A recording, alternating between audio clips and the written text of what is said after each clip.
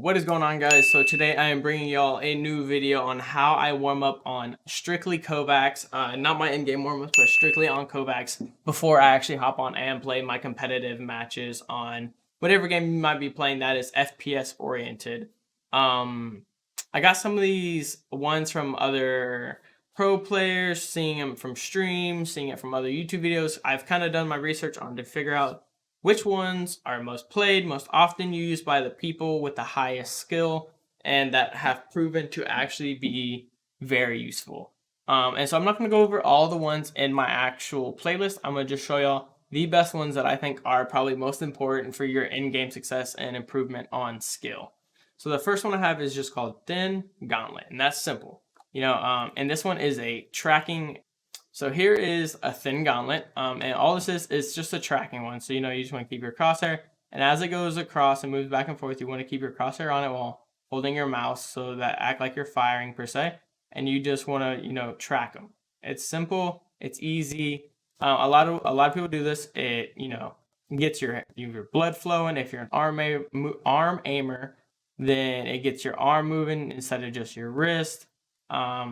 And this one's good because tracking's part of FPS games. You need to be able to track people and keep your aim on them while they are moving. A lot of these other warm-ups will not be all necessarily moving, but I think this one is pretty important. And this one goes quick, it goes slow, they get thin, they get big. And I struggle with tracking, so that's why I feel like this one's extra important for me, as well as, a lot of people who maybe don't necessarily practice tracking. A lot of people will just sit there and work on one like headshots or one clicks or one taps, and things like that, where that's not necessarily all the game is. How often are you really going to get one taps versus how often it's good crosshair placement and being able to track people as, they're jumping off of somewhere or crouching or moving, running. And so that's important. Valorant per se, I was a gold one before I started doing this. When I first played the Valorant beta, I got placed gold, and since I've been doing Kovacs, I have gotten all the way up to Diamond 2, which is where I currently am. So the next one that I see a lot of people do is one wall, two targets, _ small flicks, 60 seconds. This one I think is a great one. So you want to go from the smallest to the biggest, and you want to go slow. You want to go from straight point A to B first. So you're going to go from bam to bam to bam to bam, and you just want to keep going to the smaller one generally. And you just want to go in a straight line. You don't want to be like bam way out here and be like, oh. You want to go from a straight line, because that is your quickest way to point A to point B, or from one person to another. So you just want to go slow, and as you do it, you can get faster. But like when you're warming up, obviously you're going to be pretty cold, pretty rusty. And so it's important to note that, you want to start slow. You want to get the blood flowing, and you want to be able to prepare yourself for end game. And then, as you're going, you can get faster as you play it again and again and again.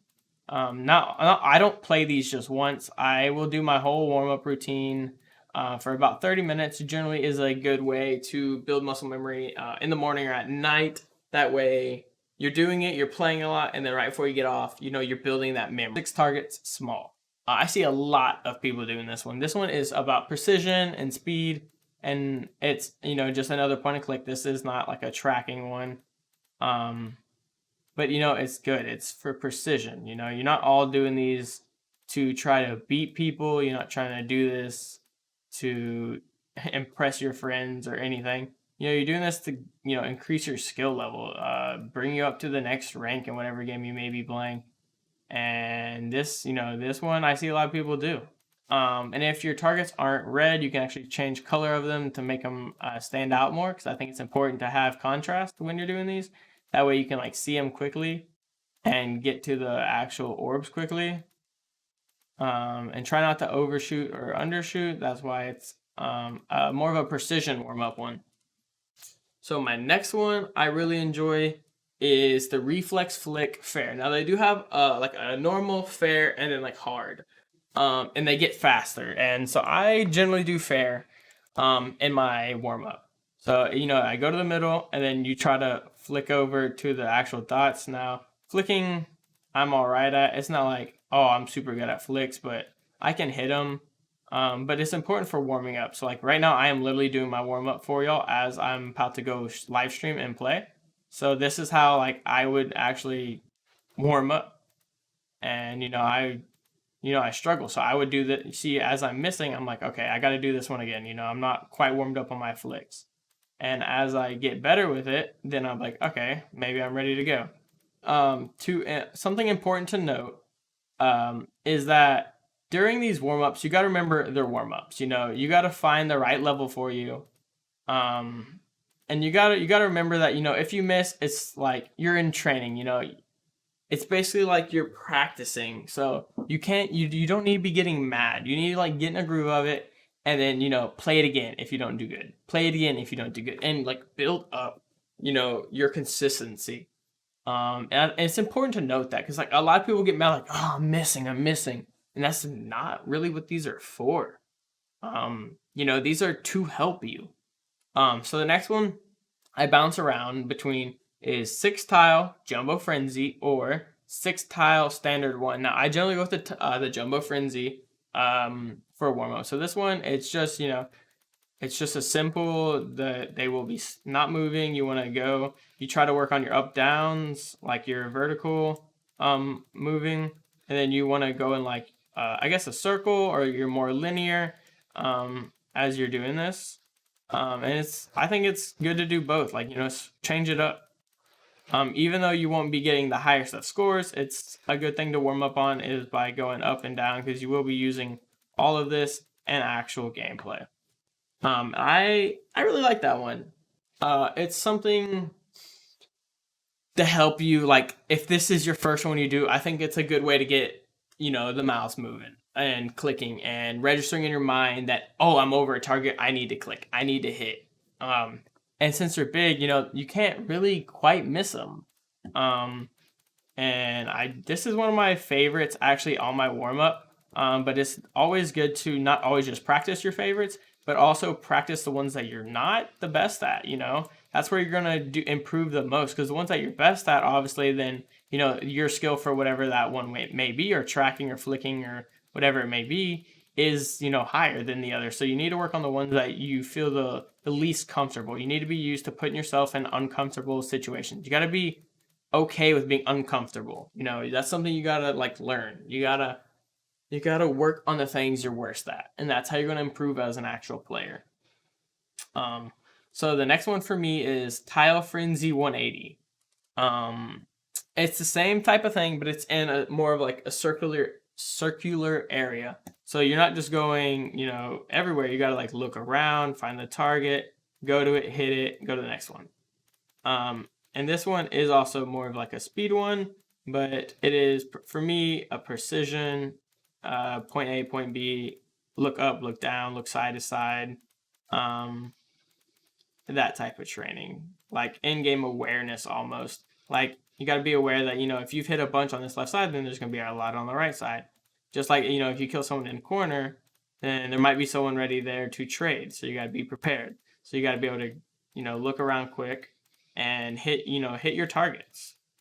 And I try for the final one that I actually saw from a video and I really liked, and I started doing it, and it's helpful actually. It's called Pressure Aiming 7 Targets. And this one is similar to kind of the 6-wall small targets, but they get bigger in size. So you want to hit the ones that are about to be biggest. As you see, like it'll make you kind of like freak out almost. It's like, oh shit, like I gotta get to the next target, and so you don't really have you don't have time for errors. You gotta hit them before they go. Otherwise, if you're shooting someone and next thing you know there's someone in your face, you got to be able to go to it. You got to be able to put your crosshair on him. It's something to keep in mind that not everything is going to be easy.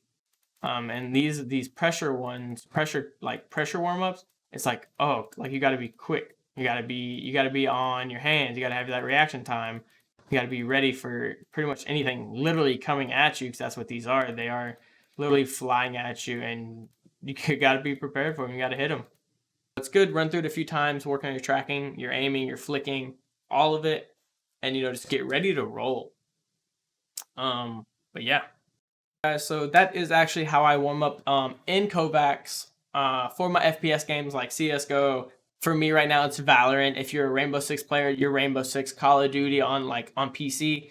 You know, these are all very beneficial to you. You know, you will see improvement. I have seen immense improvement since I've been doing this. Sorry for the voice crack. But it's honestly something to look into. I think it's like $5 or $10 on Steam. If not, there is something called Aim Labs. I believe it's called Aim Labs. It's also, I think, on Steam. It is free. Their aim trainers, they all have very similar kind of game modes, if you will. But they're important, and I think everyone should look into it, especially if you want to improve as a player in game. All right.